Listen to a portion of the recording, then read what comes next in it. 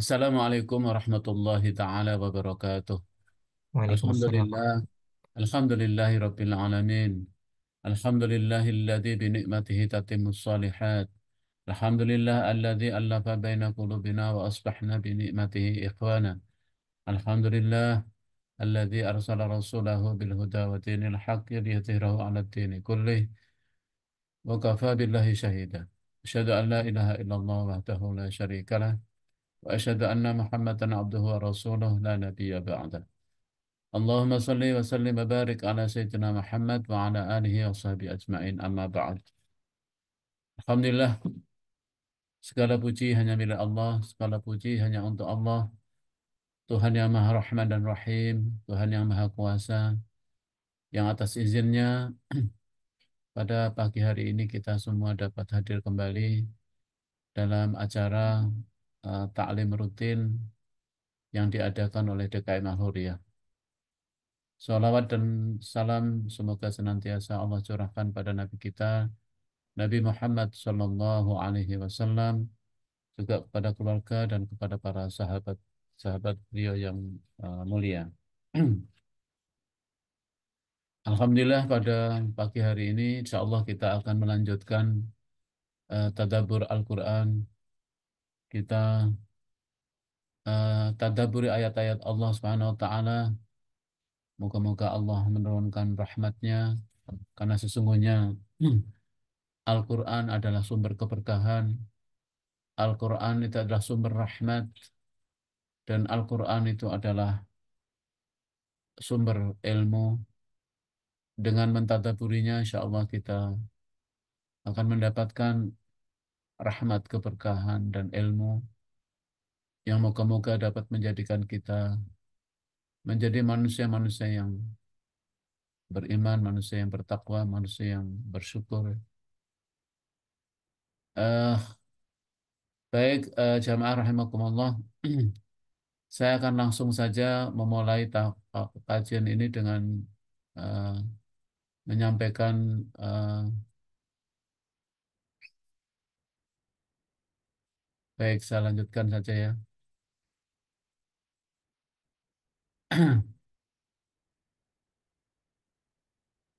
Hadirin hadirin jamaah Masjid Al-Huriyah dan eh, peserta yang hadir. Alhamdulillah kita memasuki tahun 2025 ini. Kita awali bersama dengan tadabbur Al-Quran minggu ini. Kita akan melanjutkan tadabbur Al-Quran yang sudah kita lakukan atau yang sudah kita sama-sama kaji, yaitu masuk surah Al-Baqarah ayat 197 tadi sudah dibaca oleh qori kita. A'udzu billahi minasyaitonir rajim. Bismillahirrahmanirrahim. Al-hajju ashhurum ma'lumat. Faman farada fihinna al-hajja fala rafatha wala fusuqa wala jidala fil hajj. Wa ma taf'alu min khairi ya'lamhu Allah. Wa tazawwadu fa inna khairaz zadi taqwa wattaqun ya ulil albab. Allah berfirman di dalam surat Al-Baqarah ayat 197 ini, Al-hajju ashhurum ma'lumat. Musim haji itu sudah ditentukan bulan-bulannya, sudah dimaklumi. Ya. Faman faradha fihin al-hajj. Barang siapa yang mengerjakan ibadah haji atau yang hendak mengadakan ibadah haji pada bulan-bulan yang ditentukan tersebut, fala rafatha wala fusuqa wala jidala fil hajj. Maka janganlah dia berkata rafas, berkata, kalau bahasa mudahnya bahasa yang jorok, bahasa yang mengandung kepada unsur-unsur seksualitas. Ya. Kemudian wala fusuqa, dan jangan berbuat maksiat, berbuat dosa. Wala jidala, dan jangan berdebat, jangan bertengkar ketika melaksanakan ibadah haji. Wa ma taf'alu min khairin ya'lamullah. Dan segala perbuatan baik yang kamu kerjakan itu sesungguhnya Allah mengetahuinya. Wa tazawwadu fa inna khairaz zati taqwa. Dan berbekallah, bawalah bekal, berbekallah, perbanyaklah bekal. Karena sesungguhnya sebaik-baik bekal adalah takwa. Karena itu wattaquni ya ulil albab. Maka dari itu bertakwalah kepadaku. Wattaquni itu bertakwalah kepadaku, wahai orang-orang yang memiliki akal yang sehat. Hadirin jamaah rahimakumullah. Ayat yang akan kita bahas ini adalah memang ayat berkaitan dengan pelaksanaan ibadah haji. Dan ibadah haji adalah merupakan ibadah yang utama. Dan dia merupakan rukun Islam, 5 dari rukun Islam, yaitu syahadat, ya kan? Kemudian sholat, kemudian zakat, kemudian saum Ramadan, dan haji. Jadi kalau dikatakan rukun dari rukun Islam 5 itu berarti ini adalah unsur pokok dalam ibadah. Jadi termasuk ibadah yang pokok, ya. Termasuk ibadah yang tiang, menjadi tiang kaum muslimin. Tiang orang-orang yang beriman, orang yang berislam. Walaupun memang pelaksanaan ibadah haji itu ada prasyarat, yaitu dia diberikan kemampuan. Bukan menunggu mampu ya, tapi memampukan diri. Berusaha untuk semampu-mampu. Berikhtiar untuk dapat melaksanakan ibadah haji. Ya. Nah, jadi ibadah haji ini adalah ibadah yang tadi yang merupakan pilar ya, dari 5 pilar rukun Islam. Namun lebih dari itu, saudara sekalian, ibadah haji ini adalah ibadah yang banyak sekali memiliki simbol. Ya, ada simbol, ada makna yang dalam bagi kehidupan itu sendiri. Makanya ibadah haji itu ibadah yang memang sekali diwajibkan oleh kaum muslimin, tapi ya, bobotnya itu atau nilainya itu sama seperti juga sholat, jadi kayak pilar gitu ya. Yang namanya pilar itu kan kalau kehilangan satu, ya pilar itu tidak kokoh gitu. Makanya haji ini sebagai pilar dalam rukun Islam itu memang harus diupayakan, harus diniatkan, harus diusahakan semaksimal mungkin. Ya. Karena dia pilar. Karena di dalamnya mengandung banyak sekali simbol atau apa istilahnya itu, pelajaran yang sangat penting bagi kehidupan. Itu yang ingin saya sampaikan. Ya. Kemudian, jadi ibadah haji itu kan di dalam ayat-ayat yang lain, famanistata. Jadi bagi mereka yang mampu. Jadi mampu di sini itu bahwa ibadah haji itu memang ibadah yang membutuhkan persyaratan. Dan persyaratannya itu dua. Pertama adalah memang mampu. Ya. Nah, hadirin jamaah rahimakumullah, ini masuk sudah pelaksanaan ibadah haji. Kapan haji itu dilaksanakan? Haji itu ada waktunya. Musim haji itu adalah bulan-bulan yang telah dimaklumi.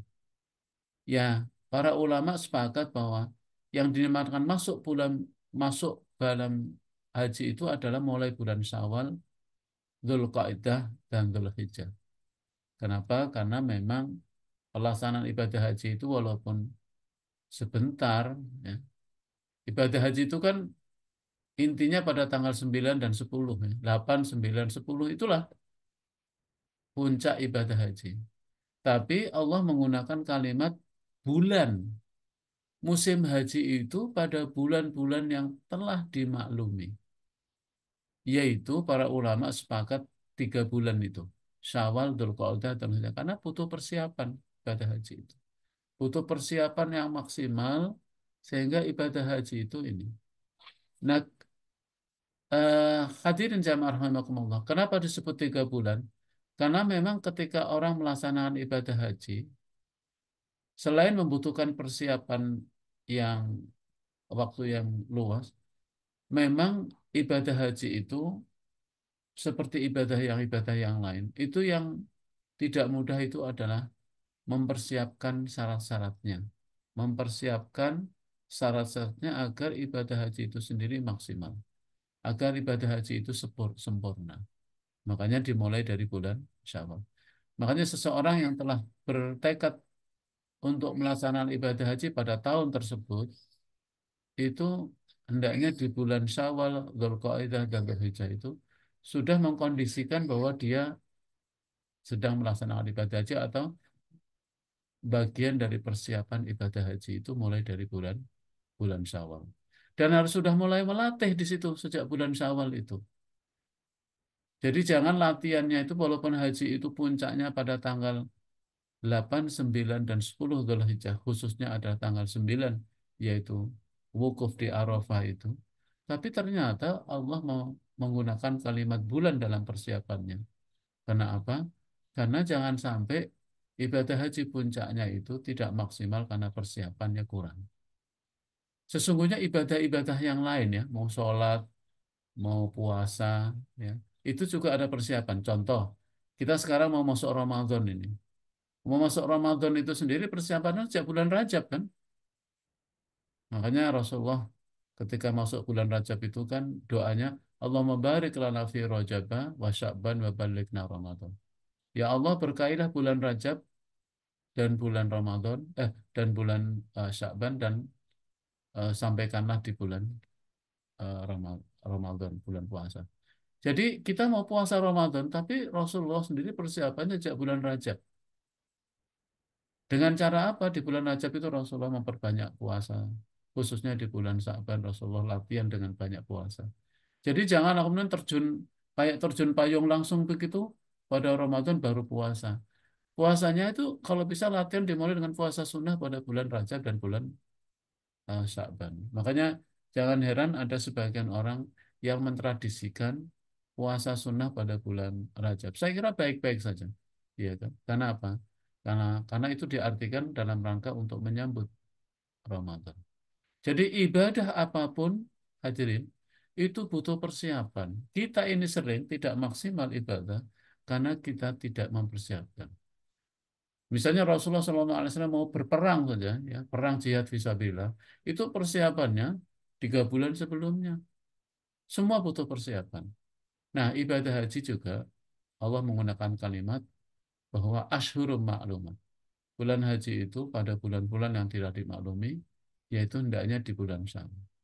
Apa yang harus dipersiapkan? Di sini dijelaskan ya, maka janganlah ketika dia sudah bertekad untuk melaksanakan ibadah haji itu, jangan berkata jorok, jangan berbuat maksiat, dan jangan bertengkar. Ini adalah perintah ketika haji, jangan itu. Tapi sebetulnya nggak mungkin orang bisa melakukan ini kalau tidak latihan dari awal. Orang yang terbiasa berbuat jorok, hendaknya harus mulai meninggalkan ya berkata yang baik sejak pada bulan Syawal dan Dzulqa'dah. Sehingga di bulan Dzulhijjah, bulan hajinya sendiri, itu kita terbiasa meninggalkan perkataan-perkataan yang tidak baik. Jangan kita baru meninggalkannya itu ketika bulan Dzulhijjah, nggak mungkin. Kenapa? Karena butuh latihan untuk meninggalkan hal-hal yang tidak baik itu. Demikian juga pada bulan haji, kalau sudah bertekad untuk melaksanakan itu, jangan berbuat maksiat, berbuat dosa.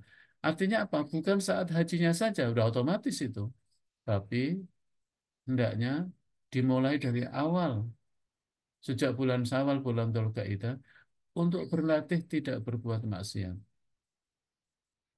Sejak bulan Syawal, Dzulqa'dah untuk berbuat yang baik dan meninggalkan perbuatan-perbuatan dosa. Sama saja Allah juga melarang ketika bulan haji itu melaksanakan ibadah haji itu jangan berbantah-bantahan. Jadi rafas ini jelas ya. Rafas ini semua perkataan yang menjurus kepada syahwat khususnya syahwat seksualitas.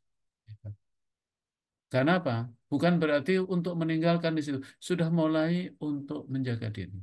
Demikian juga untuk berbuat, apalagi yang berbuat maksiat. Ini juga di apa namanya,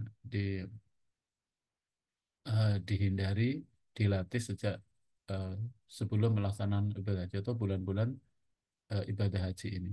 Demikian juga kebiasaan berbantah-bantahan, kebiasaan berdebat, yang kadang-kadang perdebatan yang tidak baik kan ke perdebatan yang tidak memberikan atau tidak menghasilkan produktivitas, yang justru adalah memecah belah, ya kan? Padahal ibadah haji itu adalah hikmahnya adalah membangun persatuan, membangun kebersamaan, ya. Kemudian juga membangun kebaikan. Karena berbantah-bantahan itu hanya akan apa namanya, mendorong eh, kepada perbuatan yang tidak baik. Hmm. Kemudian jadi ini perintah ya dari Allah Subhanahu wa taala. Makanya saya katakan walaupun ini arahnya kepada eh, pelaksanaan ibadah haji, tapi karena ibadah haji itu menjadi simbol ibadah-ibadah yang lain, maka makna dari ayat ini bisa kita apa ya, bisa kita ambil dalam kehidupan sehari-hari, bahwa semua ibadah yang diperintahkan oleh Allah, baik ibadah mahdoh maupun ibadah yang lain, itu membutuhkan prasyarat, membutuhkan persiapan, membutuhkan latihan, membutuhkan usaha sehingga ibadahnya itu maksimal. Haji dari bulan Syawal, kemudian pelaksanaan ibadah Ramadan itu juga sejak bulan Rajab Rasulullah mempersiapkan diri. Nah, kemudian yang lebih penting lagi di sini dikatakan bahwa segala yang baik yang kamu kerjakan, Allah mengetahuinya. Jadi hadirin, inilah penghibur dari Allah Subhanahu wa taala. Bagi orang muslim, kalimat ini sudah cukup untuk mengatakan bahwa Allah itu akan memberikan balasan terhadap apa yang kita lakukan. Wa ma taf'alu min khairi ya'lamuhullah. Dan segala perbuatan baik, segala kebaikan yang kamu kerjakan, itu Allah mengetahui. Allah melihatnya. Ya, jadi kalau misalnya kita dikatakan begini, kita kerja dengan seorang pimpinan. Pimpinan kita itu mengetahui apa yang kita kerjakan. Pimpinan itu melihat apa yang kita kerjakan. Itu aja sudah senang kita. Apa yang kita lakukan, apa yang kita kerjakan, kerja kita dilihat oleh pimpinan. Itu kan kita senang. Rasanya sebelum mendapat upah, sebelum mendapatkan bayaran, dilihat oleh pimpinan saja kerjaan kita ini, kita udah senang. Nah, kira-kira begitulah. Allah itu akan memberikan balasan pekerjaan kita. Tapi sebelum Allah memberikan balasan, Allah melihat, menyaksikan, mengetahui apa yang kita lakukan saja udah senang. Gitu. Ini penghibur, ya. Hiburan yang luar biasa bagi orang yang beriman, bahwa semua yang kita lakukan, kebaikan itu Allah mengetahui, Allah melihat. Kalau Allah mengetahui, Allah melihat itu kan nggak hanya mengetahui dan melihat saja, tapi juga memberikan apresiasi, memberikan pahala, ya, merahmatinya, membalasnya. Itu ya kalimatnya ya. Jadi segala yang baik yang kalian kerjakan itu Allah mengetahuinya, Allah melihatnya, Allah menyaksikan. Tidak ada perbuatan baik sekecil apapun hadirin, melainkan Allah mengetahui, Allah melihat. Allah mengetahui, Allah melihat itu artinya Allah membalasnya. Allah tidak menyia-nyiakannya. Allah memberikan reward, Allah memberikan apresiasi terhadap semua kebaikan yang kita lakukan. Termasuk ini, ya, kita meninggalkan perbuatan dosa, kita meninggalkan perbuatan rafas, perkataan-perkataan yang tidak baik. Ini kan tidak hanya pada saat haji, pada pada perbuatan-perbuatan yang lain, pada setiap hari kalau bisa. Hendaknya kita meninggalkan perbuatan-perbuatan dan kalimat-kalimat yang jelek ini. Demikian berbantah-bantahan itu juga tidak hanya saat haji kan, tapi kalau bisa ini menjadi kebiasaan untuk meninggalkan kebiasaan berbantah-bantahan, karena itu adalah hal yang tidak produktif, hal yang justru akan memecah belah, akan merenggangkan persaudaraan, dan menghi- dan berbantah-bantahan itu dapat mencegah seseorang mendapatkan ilmu yang benar. Karena itu sesungguhnya, nah ayat berikutnya wa tazawwadu fa inna khairaz zati taqwa. Karena itu ketika kamu melaksanakan ibadah haji, hendaknya kamu memperbanyak bekal. Berbekallah dalam ibadah itu. Berbekallah dalam ibadah haji. Ibadah haji itu ibadah yang membutuhkan bekal. Nggak boleh ibadah haji itu nekat, ya. Nggak boleh ibadah haji itu hanya modal seadanya. Bahkan dikatakan di sini, modalnya itu adalah takwa. Sebaik-baik modal adalah takwa. Jadi takwa merupakan sebaik-baik bekal. Sebaik-baik bekal hijah haji, sebaik-baik bekal dalam hidup. Maksudnya takwa merupakan sebaik-baik bekal itu mencakup dua, yaitu bekal fisik dan bekal roh. Jadi bekal yang paling baik itu dua-duanya ya saudara. Hadirin, bekal itu dua. Bekal fisik. Bekal fisik itu apa ya? Harta, kesehatan, kemudian kecukupan dan sebagainya. Dan bekal roh. Bekal roh itu bekal ilmu. Dalam hidup ini harus ada dua bekal, apalagi haji, ya kan? Karena kalau tidak ada bekal, maka semua ibadah tidak akan sempurna. Nah, ini ada bekal fisik. Yang dimaksud bekal fisik adalah sesuatu yang digunakan sebagai bekal untuk pelaksanaan ibadah haji agar tidak meminta-minta kepada orang lain selama pelaksanaan ibadah haji. Karena tidak boleh ya kita ini hidup mengandalkan orang lain. Islam melarang kita hidup mengandalkan belas kasihan orang lain. Kita harus memiliki bekal. Mungkin disinilah mengapa kita harus bekerja keras, harus bekerja tekun, harus bekerja profesional, agar kita mendapatkan bekal untuk melaksanakan ibadah. Apalagi ibadah haji. Apalagi dari Indonesia ibadah haji kan bukan main bekalnya cukup besar. Di sini, mengapa kita harus bekerja? Karena ibadah itu butuh bekal. Bekalnya bekal fisik. Makanya bekerja keraslah, ya, bekerja tekunlah, bekerjalah secara profesional karena akan menghasilkan harta dan harta itu bagi orang Muslim tidak lain adalah sebagai bekal untuk ibadah. Jadi bekal itu ada dua ya, bekal fisik dan yang kedua bekal roh. Apa bekal roh? Yaitu melakukan kewajiban dan meninggalkan larangan. Sebab dengannya seseorang telah membawa bekal terbaik. Jadi bekal terbaik itu adalah ilmu. Bekal terbaik itu adalah bekal yang dapat menjadikan seseorang terpelihara dari meninggalkan maksiat, dosa, sehingga dapat melakukan semua kewajiban dengan benar. Seseorang hanya bisa melakukan kewajiban dengan benar kalau dia memiliki cukup ilmu. Makanya dalam ibadah itu ilmu penting. Bahkan ilmu mendahului amal, kata para ulama. Jadi sebelum beramal, maka berilmulah, ya kan? Fa'lam annahu la ilaha illallah. Berilmulah kamu, ya. Berilmulah kamu, ilmuilah dirimu sebelum kamu beribadah, ya. Dan ilmu yang paling tinggi adalah yaitu ilmu tauhid. Annahu la ilaha illallah. Jadi ilmu yang paling tinggi untuk menjadi bekal dalam beribadah itu adalah ilmu tauhid. Ya. Jadi jelas ya di sini ya, berbekal itu bekal takwa itu adalah sebaik-baik bekal itu bekal takwa. Makanya jangan heran ketika khotbah Jumat itu bekal atau pesan takwa ini menjadi pesan yang wajib.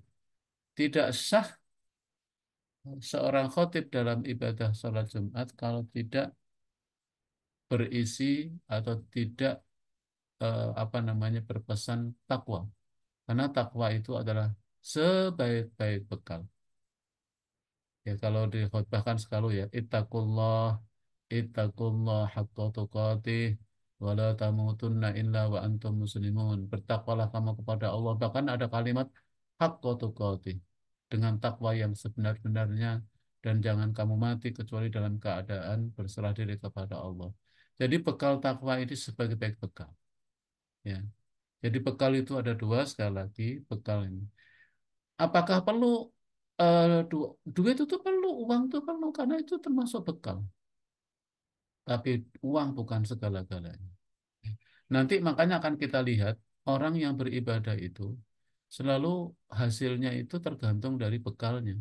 Kalau bekalnya hanya bekal eh, apa namanya, bekal fisik, ya hasilnya hanya fisik.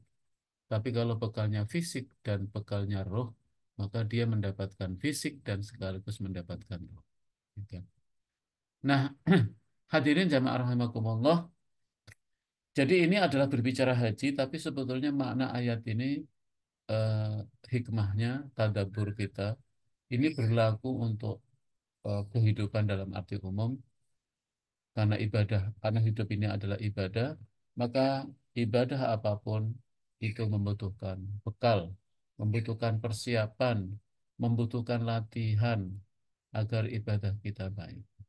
Nah, bekal yang harus kita persiapkan dalam hidup ini hadirin itu adalah bekal fisik dan bekal roh, bekal ilmu, bekal tak. Makanya jangan sampai kita menilai bahwa hidup ini tenang ketika kita mempunyai apa ya, tabungan banyak, mempunyai deposito banyak. Oh, itu hanya bagian saja. Karena sesungguhnya yang tidak boleh lupa kita adalah bagaimana mempersiapkan dan meningkatkan bekal roh kita. Bekal ruhiyah itu adalah bekal ilmu, yaitu bekal ketakwaan, tauhid kita.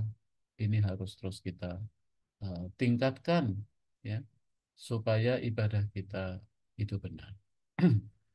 Nah, setiap mukmin yakin bahwa Allah mengetahui dan melihat semua kebaikan yang dilakukannya.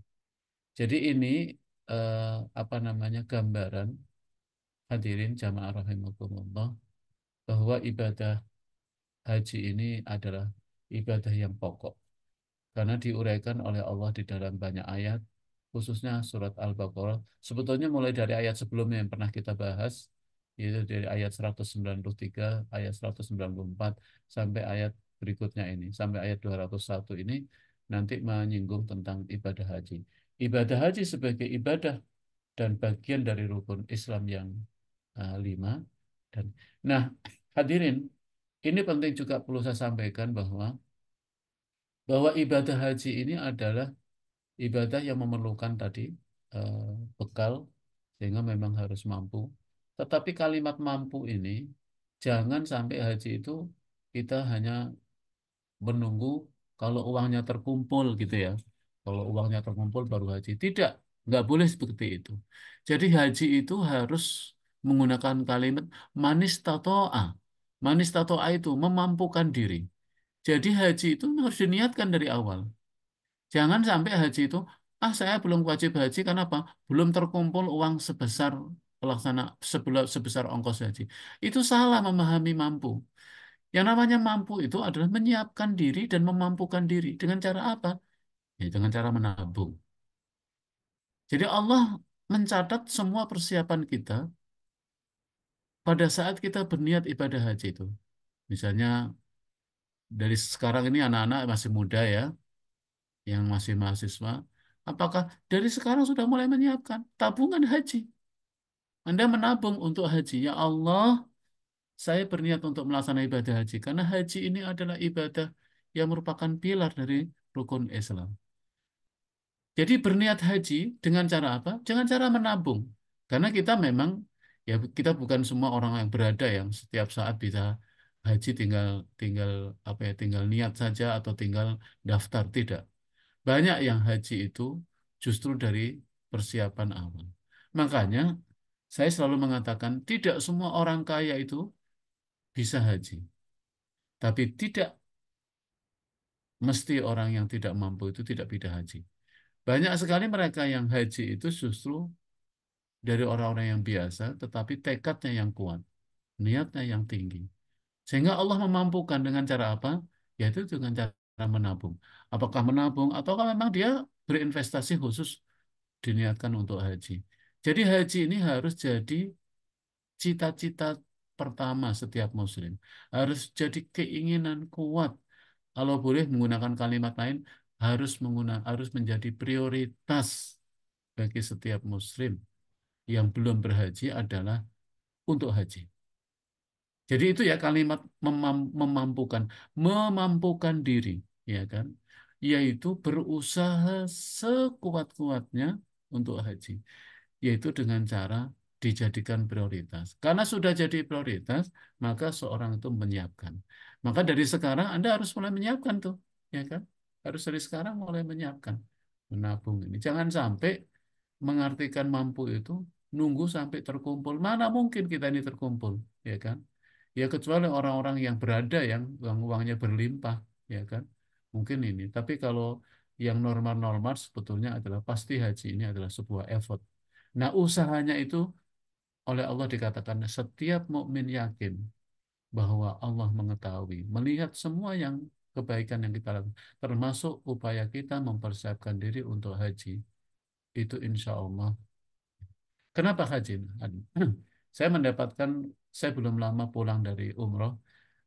Salah seorang mutawif saya mengatakan begini ya, dia mengatakan bahwa ketika mengartikan setiap kebaikan yang dikerjakan itu Allah mengetahui, itu Allah memberikan pahala.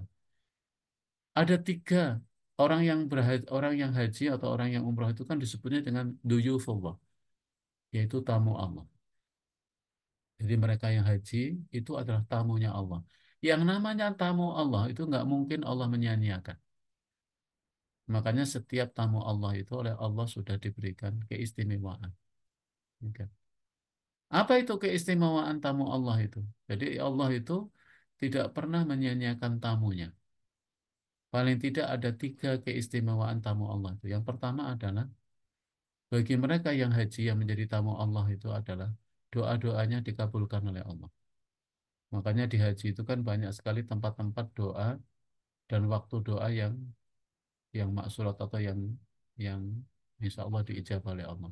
Karena setiap orang yang haji karena Allah itu Allah memberikan keistimewaan yaitu doa-doanya dikabulkan oleh Allah. Yang kedua adalah diampuni dosa-dosanya. Makanya orang yang haji itu berapapun mahalnya kita berusaha kenapa? Karena janji Rasulullah Shallallahu Alaihi Wasallam bahwa laisal laisal laisal mabrur illal jannah, ya kan? Al hajjul mabrur laisalahu illal jannah.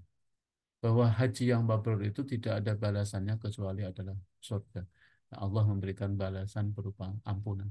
Dan yang ketiga, semua pengeluaran ibadah haji itu oleh Allah diganti. Itu keistimewaan ya tamu Allah itu.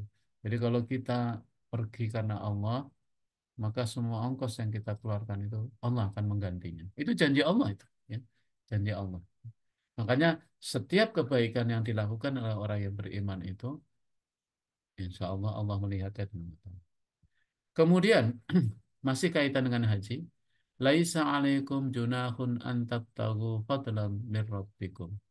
Fa idza afadtum min arafatin fadhkurullaha indal masy'aril haram wadhkuruhu kama hadakum. Wa in kuntum min qablihi laminadh dhalin. Bukanlah suatu dosa bagimu mencari karunia dari Tuhanmu ketika haji. Maka apabila kamu bertolak dari Arafah, berzikirlah kepada Allah di Masy'aril Haram. Dan berzikirlah kepadanya sebagaimana dia telah memberi petunjuk kepadamu. Sekalipun sebelumnya kamu benar-benar termasuk orang yang tidak tahu. Sebelumnya kamu termasuk orang-orang yang sesat. Ya. Jadi hadirin jamaah rahimakumullah. Ayat ini menegaskan bahwa tidak dosa bagi orang yang ibadah haji mencari karunia Allah dengan usaha. Jadi pada musim haji seseorang tidak dilarang berusaha, termasuk berdagang, berniaga, memungut bayaran dalam berbagai aktivitas, asal jangan mengganggu tujuan yang utama, yaitu mengerjakan haji dengan sempurna. Jadi ini eh, dulu orang-orang Arab ya, ketika musim haji itu, di satu sisi dia ingin haji, tapi di satu sisi juga ingin dia berniaga ya, berdagang. Nah, dulu ada perasaan salah dan berdosa bagi orang-orang Arab ketika berhaji itu sambil berdagang. Sambil berdagang kan menghasilkan uang, gitu. Nah, ayat ini menegaskan bahwa tidak ada dosa bagi kamu ketika melaksanakan ibadah haji itu mencari karunia Allah dengan berdagang, ya, sewa menyewa. Misalnya, dulu kan orang Arab itu kan memang mencari rezekinya setahun sekali ketika musim haji. Karena ketika musim haji itu banyak tamu yang datang, kemudian banyak yang menyewa rumah. Bagaimana nih orang-orang Arab yang menyewa-nyewakan rumahnya kan dapat keuntungan. Sementara dia ingin haji, apakah akan merusak ibadah haji? Tidak. Ya kan? Demikian juga ketika ibadah haji itu adalah banyak tamu, lalu penduduk-penduduk lokal kan menyediakan makanan, berdagang, jualan makanan untuk menyambut tamu. Dan dari jualan makanan pasti dapat untung. Apakah dosa? Tidak. Karena memang sebagian besar orang Arab itu memang terutama yang sewa menyewakan itu kan mendapatkan untung, mendapatkan rezekinya pada musim-musim tertentu khususnya musim haji. Karena pada musim haji itulah banyak tamu yang menyewa-nyewakan rumah. Kan gitu ya. Kalau musim yang lain kan sepi gitu ya, nggak ada ini. Ya sekarang alhamdulillah ya, umroh juga ramai sehingga juga ini. Nah, tidak ada dosa kata Rasulullah. Ya, Allah sendiri mengatakan tidak dosa bagi orang-orang yang berhaji itu sambil mencari karunia Allah. Asalkan asalkan rukun-rukun hajinya tetap dilaksanakan. Ya dia tawaf, ya dia sa'i, ya dia wukuf, dia ini. Nah, yang salah itu kalau eh, dia ber dia melaksanakan ibadah haji, kemudian sambil berdagang, tapi ibadah hajinya rukun-rukunnya tidak ditunaikan, wajib hajinya tidak dilaksanakan, sunnah-sunnah hajinya tidak, bahkan hal-hal yang membatalkan haji dikerjakan. Nah, itu baru. Jadi di sini, eh, Masya Allah ya luar biasa ya luasnya Islam itu hadirin, bahwa antara ibadah utama dan ibadah-ibadah yang lain itu tidak bertentangan. Mencari nafkah itu kan ibadah. Berdagang itu kan ibadah karena untuk menghidupi keluarga. Haji juga ibadah. Nah, dua-duanya itu bisa berjalan bersama. Yang penting, ya, ibadah haji harus juga memenuhi syarat, tidak meninggalkan rukun-rukunnya. Ya. Dalam hidup kita juga begitu nih, tadaburnya ya. Jadi kita mengerjakan pekerjaan paralel. Itu bisa, ya. Jangan sampai kemudian karena sudah mengerjakan pekerjaan yang satu, nggak boleh mengerjakan yang lain. Semua bisa dikerjakan karena tujuannya muaranya sama kepada Allah, mencari ridha Allah. Bekerja mencari ridha Allah, melaksanakan ibadah-ibadah mahdoh juga apa namanya, mencari ridha Allah. Maka ini dicontohkan nih, ibadah haji ini untuk memberikan gambaran terhadap ibadah-ibadah yang lain.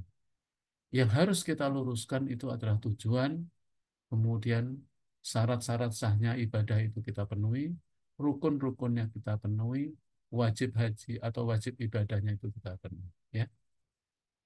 Kemudian, nah di sini ada kalimat, maka apabila kamu bertolak dari Arafah, berzikirlah kepada Allah di Masjidil Haram. Ini haji itu kan puncaknya di Arafah. Ya. Jadi haji itu sebetulnya tadi saya katakan puncak ibadah haji itu cuma di 3 hari itu. Itu tanggal 10 biasanya para jamaah haji itu akan berangkat menuju ke maaf tanggal 8 ya. Maaf, tanggal 8 9 10. Tanggal 8 itu adalah para jamaah dari pagi-pagi sudah menuju ke Mina ya kan untuk apa namanya nafar itu ya. Kemudian nanti tanggal 9 habis subuh itu berangkat menuju ke Arafah untuk melaksanakan wukuf. Karena wukuf di Arafah itu adalah tanggal 9-nya itu. Ya kan? Kemudian dari Arafah, wukuf di Arafah itu kan masanya mulai dari tergelincirnya matahari tanggal 9 sampai dengan terbitnya fajar pada tanggal 10 Zulhijjah.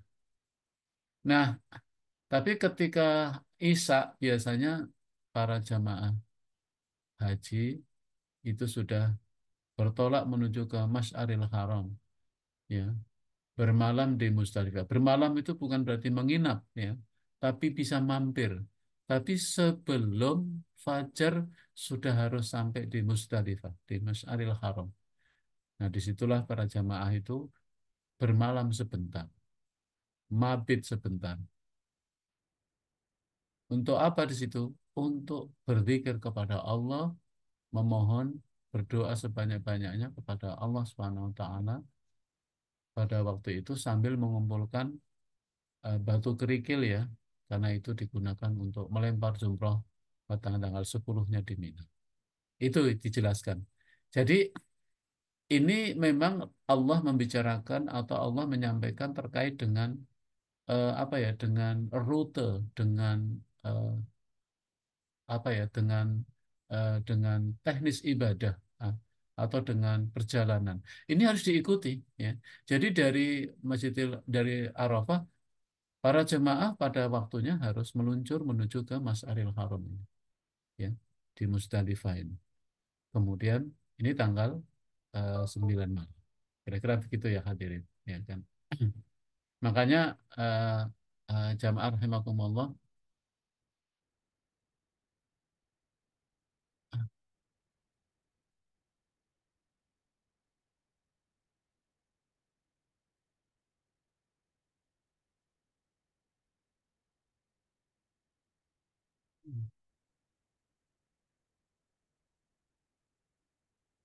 Hidayat Wahyu hilang ya, Wahyu ya. Ini ya. Ya, aku Ustaz jaringan tadi sedikit bermasalah. Baik, syukron Oh. jazakallah khairan kasiron Ustaz Munif atas materi yang telah disampaikan. Baik, berikutnya Sudah ini udah anu, ya Ustaz, sudah kelihatan lagi. ya sudah kelihatan Ustaz. Baik, saya lanjutkan ya. Jadi begitu hadirin jamaah rahimakumullah, hikmahnya dari ayat ini bahwa eh, tadabbur kita.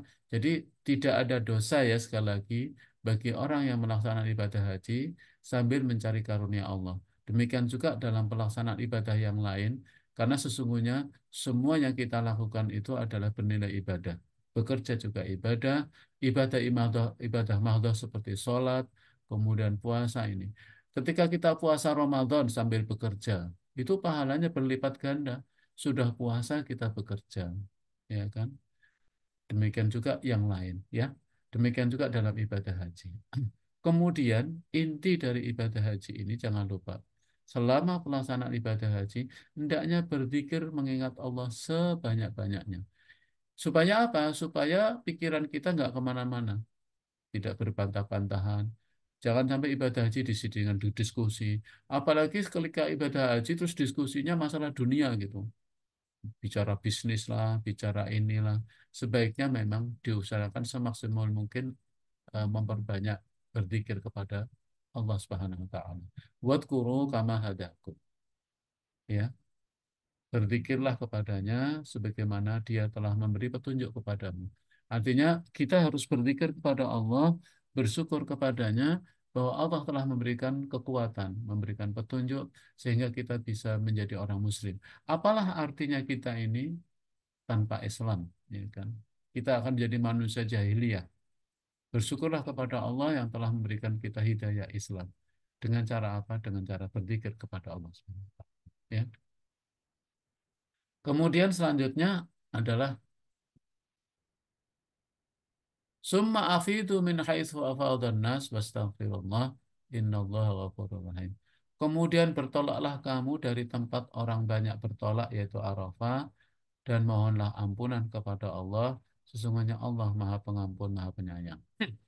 Jadi bertolak, ya, meninggalkan Arafah pada tanggal 9 Dzulhijjah malam itu setelah wukuf menuju Masjidil Haram, kemudian Musdalifah, menuju Mina dan kembali ke Mekah. Dan mohonlah ampun kepada Allah di tempat-tempat tersebut dari semua dosa yang pernah dilakukan.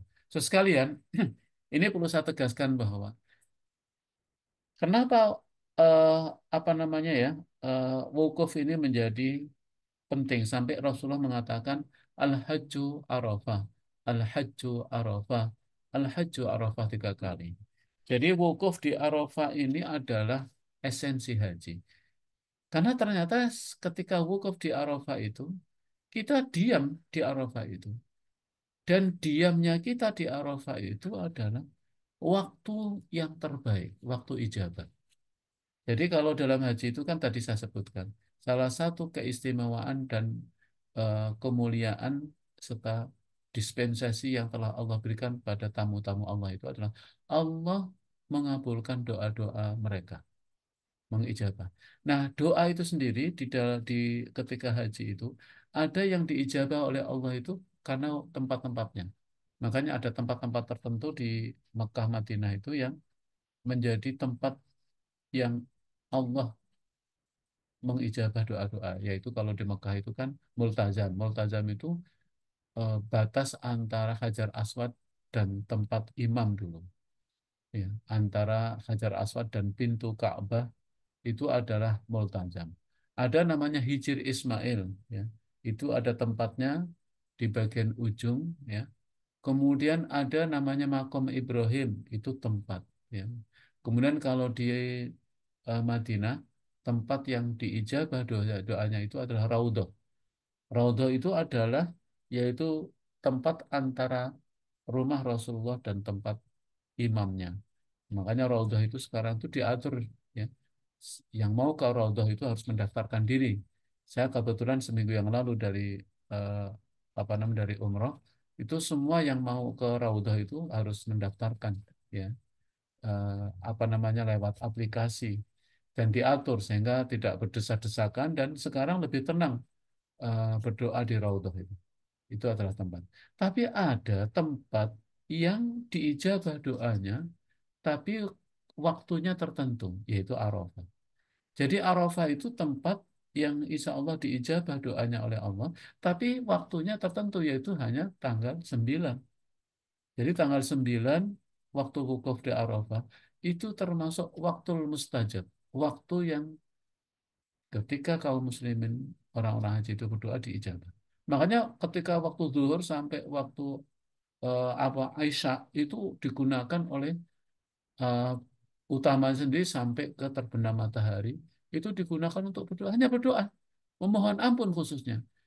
Ketika wukuf itulah kita itu mengenang kembali dosa-dosa yang kita lakukan, perbuatan maksiat yang kita lakukan, dan minta kepada Allah, hapuslah ya Allah semua dosa-dosa itu. Ingatlah dosa yang paling kecil sampai yang paling besar. Karena itulah yang diijabah. Jadi Arafah itu, waktu wukuf di Arafah itu waktu yang diijabah doa. Waktunya tanggal 9 pas wukuf dan tempatnya di Arafah. Tapi kalau sekarang tidak di luar waktu haji, Arafah itu sepi. Kenapa? Karena memang doa yang diijabah dan dikabul termasuk yang mustajab itu memang doanya di Arafah tapi waktunya waktu wukuf. Kalau nggak waktu wukuf ya nggak seperti biasa aja.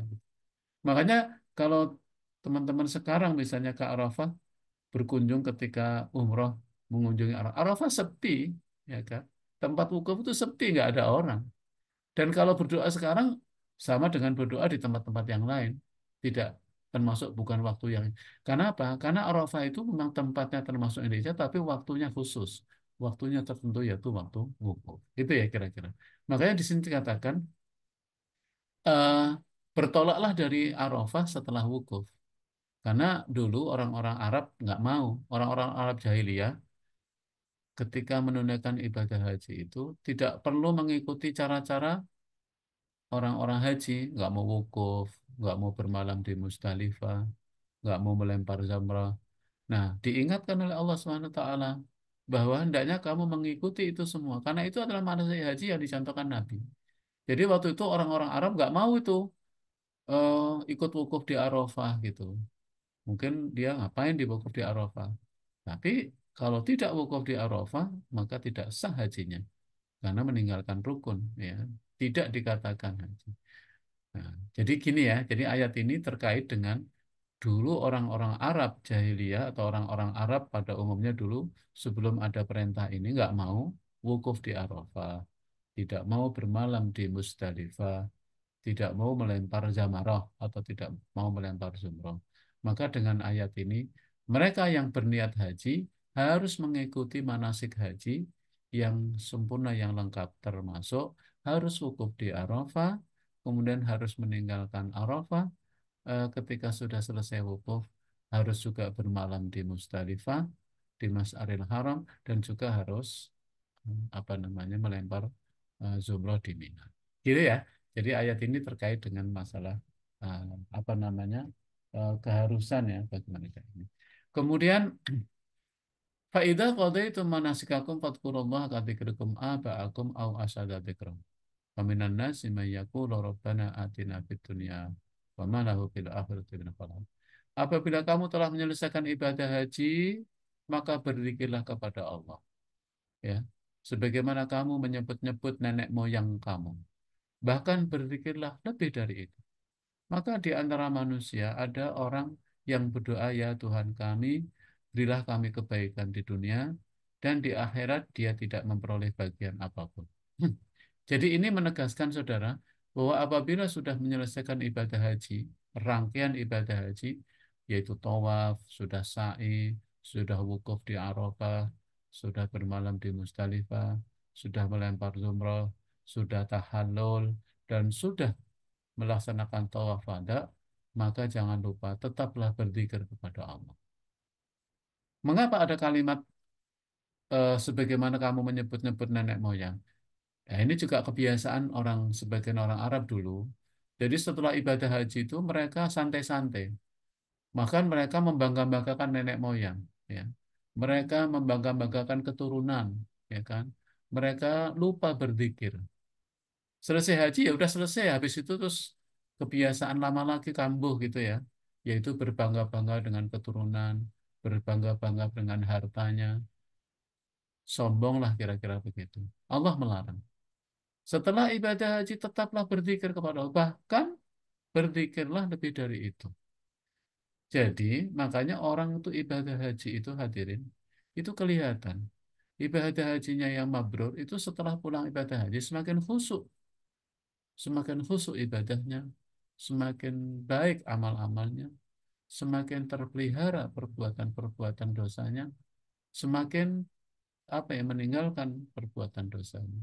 Karena apa? Perintahnya berzikirlah lebih dari itu, ya kan? Nah, sebagian dari mereka sampai-sampai hanya berdoa untuk dunia saja. Maka di antara manusia ketika haji itu hanya berdoa, Rabbana atina fid dunya. Ya Allah berikan aku dunia. Nah, mereka yang mengharapkan dunia saja, maka dia tidak mendapatkan bagian akhirat. Hanya meminta dunia, maka dia tidak dapat bagian akhirat. Jadi ada orang yang ibadah itu hanya mengharapkan dunia. Ya, sholat semata dunia. Puasa hanya ingin, puasa misalnya, yang dia kejar pokoknya sehatnya. Ya kan?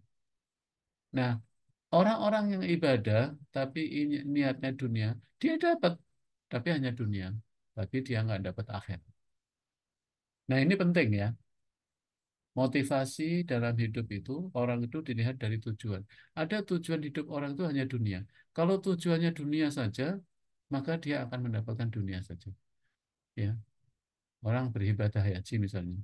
Insya Allah sepulang haji, Allah akan berikan rezeki. Karena Allah janji tadi kan, akan mengganti rezekinya. Akan mengganti ongkosnya. Akan memberikan memberikan apa mengabulkan doanya. Doanya kan minta harta dikasih oleh Allah. Insya Allah orang-orang yang pulang ibadah haji itu Allah cukupkan. Cuman itu tadi kalau kita hanya minta dunia ya hanya dapat dunia. Makanya ada sebagian manusia yang hidupnya itu hanya mengharapkan dunia. Rabbana atina fid dunya wa ma lahu fil akhirati min khalaq. Maka orang yang menjadikan dunia sebagai tujuannya, sebagai motivasinya, sebagai prioritasnya, sebagai cita-citanya, maka dia hanya mendapat dunia dan tidak mendapatkan akhir. Tapi wa minhum dan sebagian manusia Wa minhum may yaqulu rabbana atina fid dunya hasanah wa fil akhirati hasanah wa qina adzabannar. Dan di antara mereka ada orang yang berdoa, ya Tuhan kami, berilah kami kebaikan dunia dan kebaikan akhirat dan lindungilah kami dari api neraka. Nah, di antara manusia ada orang yang tidak hanya meminta dunia, tapi meminta dunia dan akhirat. Dan inilah yang terbaik. Bahkan dia minta lindungilah kami dari azab neraka. Jadi inilah doa terbaik. Sampai-sampai ada sebuah hadis, inilah doa yang paling sering diucapkan Nabi. Tidak ada doa yang paling sering diucapkan Nabi adalah doa ini, yaitu Rabbana atina fid dunya hasanah wa fil akhirati hasanah wa qina adzabannar. Doa ini adalah doa orang yang beriman, yang berilmu, yang beramal soleh, yang hidupnya ingin diberikan dunia yang baik, dunia yang tapi juga akhirat yang baik. Ya kan? Dan ini menggambarkan bahwa ibadah haji itu akan ada dua. Ada yang hanya mendapat dunia, tapi ada yang mendapat dunia dan sekaligus mendapatkan akhirat. Ya kan? Jadi ini penting bahwa makanya dalam haji itu doa yang paling banyak diucapkan doa ini. Biasanya dari Rukun Yamani menuju Hajar Aswad itu selalu doanya ini. Rabbana atina fid dunya hasanah wa fil akhirati hasanah wa qina adzabannar. Makanya teman-teman sekalian kalau nggak hafal doa, doa ini aja lah cukup. Karena ini doanya doa semua mencakup ya. Makanya ada orang menyebut doa ini disebut dengan doa sapu jagat.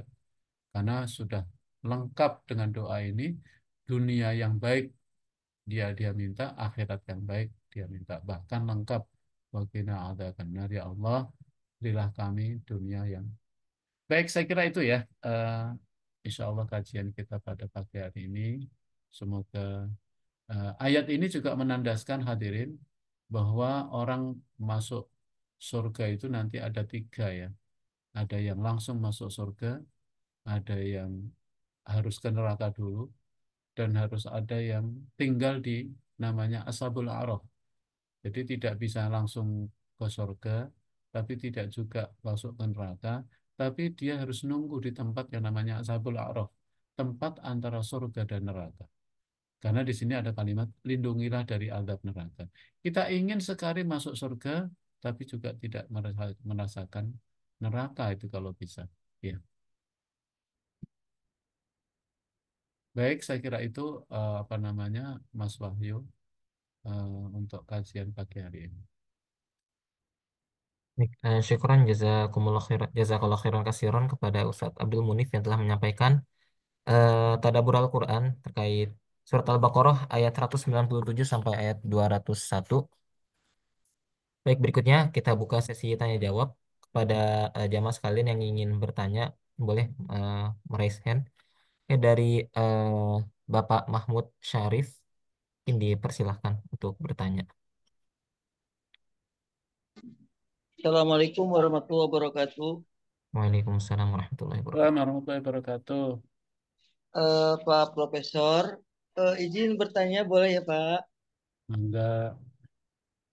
Bismillahirrahmanirrahim, Pak Profesor. Dalam melaksanakan rukun Islam yang kelima, bolehkah kita memanfaatkan pinjaman yang memang saat ini lagi marak diselenggarakan oleh lembaga keuangan? Apakah itu lebih ahsan ataukah lebih baik kita hindari? Karena kan Nabi mengajarkan kita untuk senantiasa menjauhkan dari sifat malas dan hutang gitu kan. Allahumma ini a'udzubika minal jubni wa dain. Kemudian ataukah kita minjem kepada individu yang memang kita anggap individu tersebut mampu. Itu saja sih Ustadz yang ingin kami saya tanyakan. Jadi pilihan yang terbaik itu asan apa kita nunggu dana kita cukup ataukah asan kita minjam gitu, menghutang di lembaga keuangan ataupun yang lainnya. Terima kasih Pak Profesor. Assalamualaikum warahmatullahi wabarakatuh. Waalaikumsalam warahmatullahi taala wabarakatuh. Ya, Pak Mahfud Syarif ya. Eh, ya sekarang ini memang apa namanya, banyak sekali ya lembaga-lembaga keuangan ya yang menawarkan kepada calon hujjaj untuk mendapatkan seat atau untuk mendapatkan ini dengan eh, apa namanya apa namanya dengan pinjaman itu ya, seperti itu ya. Nah, kalau kita lihat ya, saya tidak masuk kepada wilayah fikih, tapi begini, eh, haji ini adalah ibadah yang diwajibkan oleh Allah pada orang yang beriman sekali seumur itu. Kemudian tadi saya katakan bahwa di dalam Al-Quran itu kalimatnya manis tato amin minkumul. Jadi hendaknya kalian berusaha semampunya dan memampukan diri untuk melaksanakan ibadah haji, yaitu dengan cara menyiapkan, ya, termasuk menyiapkan bekal, menabung dari awal, bahkan berikhtiar semaksimal mungkin untuk melaksanakan ibadah haji. Dan niat itu adalah harus kuat gitu ya. Sampai saya katakan setiap muslim harusnya menjadikan haji harus juga menjadi prioritas. Nah, bagaimana ketika kita eh, apa namanya eh, berbekal atau melaksanakan ibadah haji ini ada eh, apa namanya ada kesempatan namun belum eh, apa namanya belum mampu misalnya. Nah, ini juga saya baca di beberapa pendapat para eh, apa namanya para ulama bahwa memang kalimat mampu itu adalah sampai dia mencukupi bekal untuk pelaksanaan ibadah haji. Artinya kalau belum dimampukan oleh Allah, itu kan belum masuk ke wilayah wajib ya, belum jatuh ke wajibnya itu sendiri. Jadi terus saja berusaha itu, ya kan. Itu yang yang ikhtiyat ya, yang kaum yang hati-hati seperti itu, ya kan.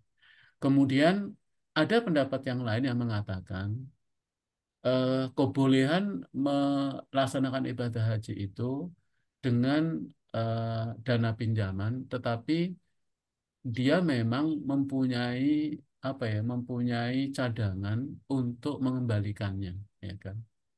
Jadi ada ada bukan berarti pinjaman yang kemudian entah kapan mengembalikannya nggak jelas, apalagi nanti mau dicicil dan sebagainya. Itu kok sebagian ulama mengatakan bahwa dia belum jatuh pada ini. Tapi kalau seandainya memang karena dananya itu ada tetapi dalam bentuk belum liquid misalnya belum cair tapi sebetulnya ada, nah itu yang sebagian ulama memperbolehkan. Memang ada beberapa yang haji itu kadang-kadang pakai sistem arisan ya. Ya. Ada yang arisan gitu ya. Jadi bersepuluh, kemudian giliran yang akan mendapatkan.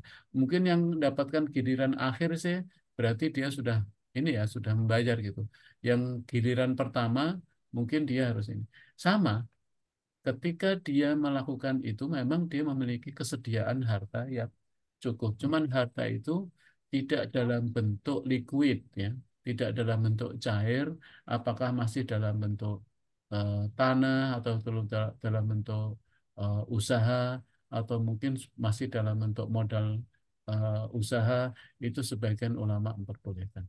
Yang tidak boleh itu adalah ketika dia memaksakan, kemudian tidak ada eh, harta yang memang menjadi cadangan untuk dapat eh, digunakan untuk ini dan untuk membayarnya. Kemudian yang lebih parah lagi, dia bermodalkan hampir seluruhnya dengan eh, apa namanya pinjaman. Itu yang sebagian ulama kok melarang. Kalau saya ditanya, ya sebetulnya ketika Allah menggunakan kalimat manis tato'a, kalau kita belum sampai kepada mampu, berarti memang belum jatuh kepada kewajiban, ya kan? Hanya beberapa orang terus terburu-buru takut kehilangan momentum itu, kemudian dia memaksakan.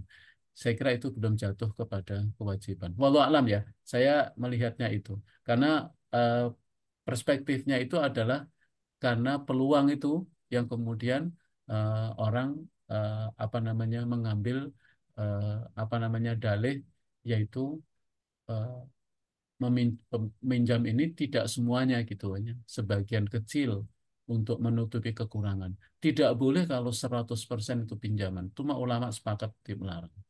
Mungkin itu sih Mas Mahfud yang saya pahami ya dari ini. Allah alam. Baik, makasih Pak dosen atas pencerahannya. Assalamualaikum. Waalaikumsalam warahmatullahi wabarakatuh. Assalamualaikum warahmatullahi wabarakatuh. Syukron Pak Mahfud dan Ustaz Abdul Munif atas jawaban yang telah diberikan.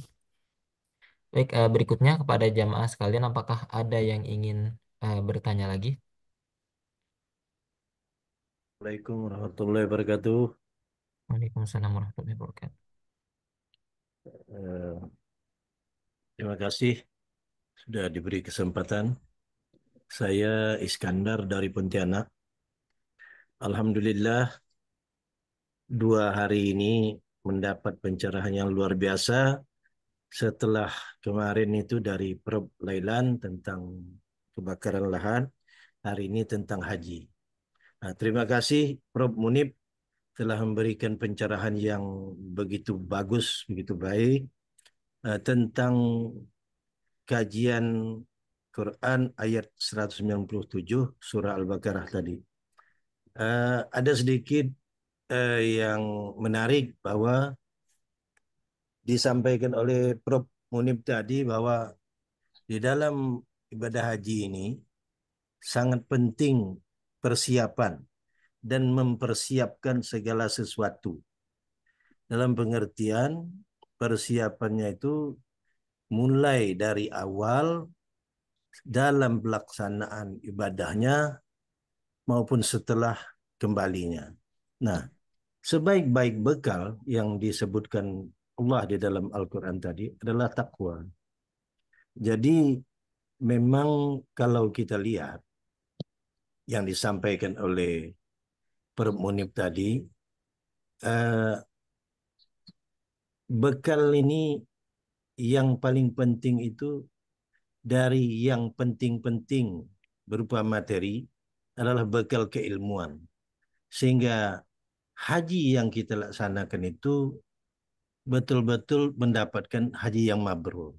Nah, salah satunya itu adalah mengambil manasik dari Rasulullah Sallallahu Alaihi Wasallam. Tentu itu dengan keilmuan yang sesuai sunnah. Jadi sehingga semakin banyak umat Islam yang memiliki kemampuan untuk melaksanakan haji itu, semakin membawa kemaslahatan kepada umat. Mungkin harapannya itu sehingga membawa kemaslahatan baik di dunia maupun di akhirat. Jadi cukup menarik bagi saya hadis pendek dari Rasulullah SAW, Huzu anni manasikakum. Sehingga haji itu memang perlu ilmu karena disampaikan Prof. Munim tadi memang haji ini penuh simbol-simbol, penuh makna. Kita tuh mulai memakai ihram saja sudah diajar bahwa kita tuh kalau mati tidak bawa apa-apa. Makanya haji yang mabrur itu tidak ada ganjaran selain surga tadi. Itu yang bisa kami komentari dari materi yang disampaikan Prof. Munim ini. Terima kasih banyak telah memberikan penjelasan kepada kami. Assalamualaikum warahmatullahi wabarakatuh.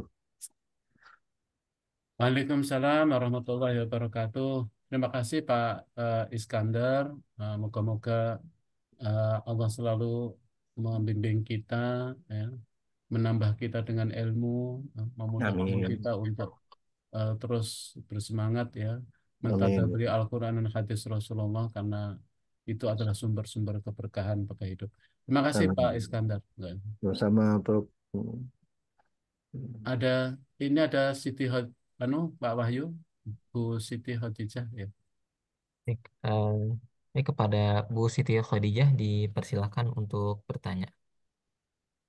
Baik, terima kasih. Assalamualaikum warahmatullahi wabarakatuh.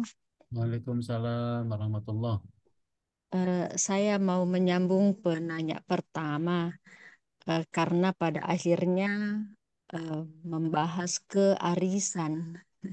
Mohon maaf ini ibu-ibu suka arisan.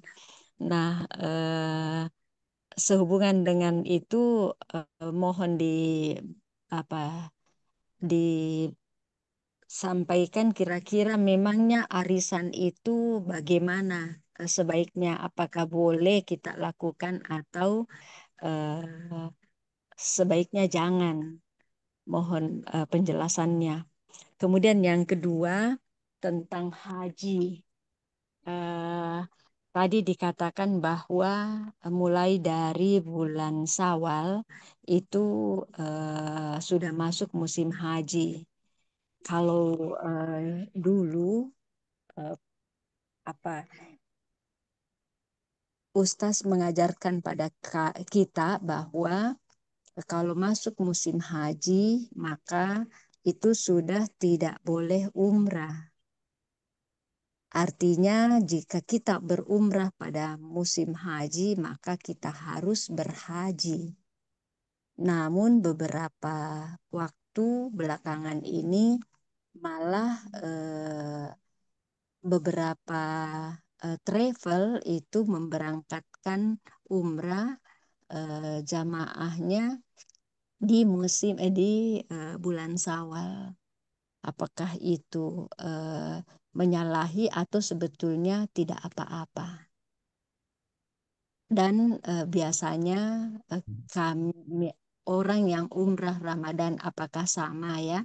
Berangkat dari Indonesia misalnya pada bulan Syawal itu sama dengan kita berumrah di musim haji, dan ada yang memang sudah di tanah suci mulai dari bulan Ramadan dan pulangnya nanti di bulan Syawal. Nah, biasanya masih tetap jamaah tersebut berumrah walaupun sudah masuk bulan Syawal yang memang sudah ada di bulan Ramadan. Apakah itu juga seharusnya tidak boleh atau seperti apa? Terima kasih. Baik, makasih Ibu Siti Hadijah terkait dengan pertanyaan kedua dulu saya bahas bahwa ya jadi para ulama menyepakati bahwa bulan-bulan haji itu memang dimulai dengan bulan Syawal, itu artinya bahwa persiapan sunnah. Nah, persiapan ini sebetulnya dua. Persiapan bagi orang yang berhaji, hendaknya sudah menyiapkan diri, yang bekal fisik maupun bekal roh terutama itu ilmu itu mulai dari bulan Syawal. Tapi juga persiapan itu dilakukan oleh pemerintah Saudi. Ya. Jadi pemerintah Saudi sebagai Khadimul Haramain, ya, kan Raja Saudi itu disebut dengan Khadimul Haramain Asy-Syarifain, yaitu pelayan dua haramain yang mulia. Itu mempersiapkannya juga sejak bulan-bulan Syawal. Makanya memang pada bulan Syawal itu setahu saya pemerintah Saudi akan mengetatkan untuk pelaksanaan ibadah umroh itu akan dikurangi karena dalam rangka untuk mempersiapkan menyambut bulan haji, termasuk Arafah, Mina, semua itu dipersiapkan ya. Jadi memang eh, kebijakan Saudi sudah benar. Jadi sejak bulan apalagi sebulan sebelumnya itu sudah tidak ada atau dilarang atau ini. Nah, dilarang ini bukan berarti nggak boleh orang umroh.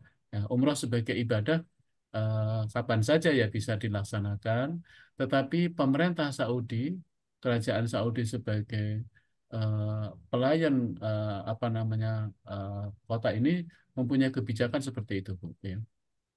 Nah, terkait dengan apa namanya pelaksanaan ibadah umroh, tadi saya katakan bahwa pelaksanaan ibadah umroh itu terbuka ya, sampai kapan saja.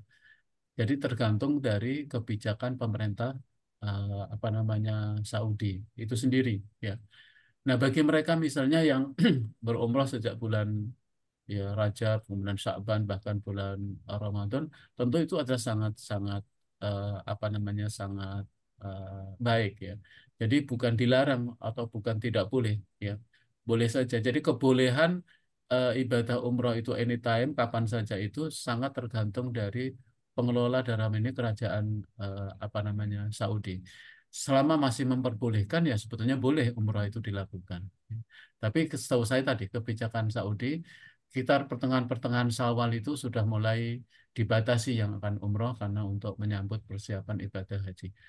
Saya kemarin pada waktu pulang umroh itu memang terus Saudi pemerintah Saudi luar biasa terus melakukan perbaikan di sana sini untuk apa namanya untuk menyambut eh, pelaksanaan ibadah haji itu.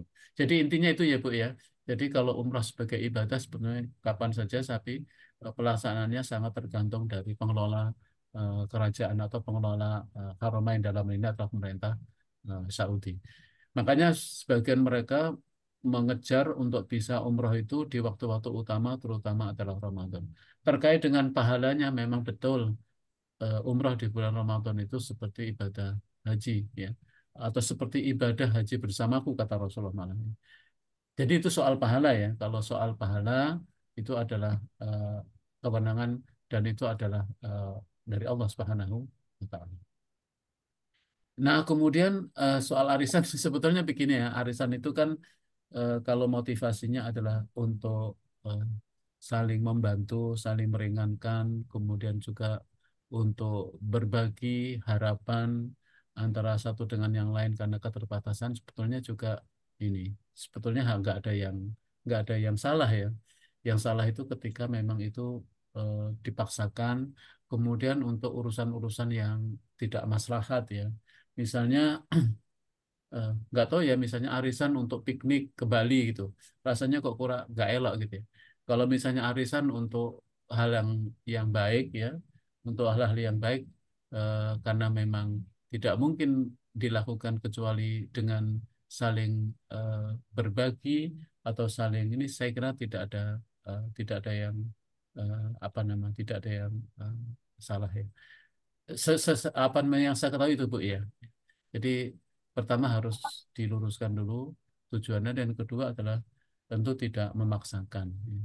Kadang-kadang efek dari arisan itu bukan arisannya ANSI, tapi forumnya itu sendiri. Dapat kita jaga nggak bahwa forum itu menjadi forum yang baik? Misalnya bukan arisannya, tapi taklimnya misalnya yang harus diutamakan, ya. Sehingga kita mendapatkan ilmu dari forum itu. Wallahu alam. Ya, mungkin itu Bu Siti Hatijah. Ya. Iya. Makasih, Prof. Salam dari Makassar. Ah, salam kembali Bu. Moga-moga kita semua sehat ya Bu. Iya, lama nggak ketemunya di Zoom. Insya Allah. Makasih Bu Alhamdulillah. Siti. Terima kasih.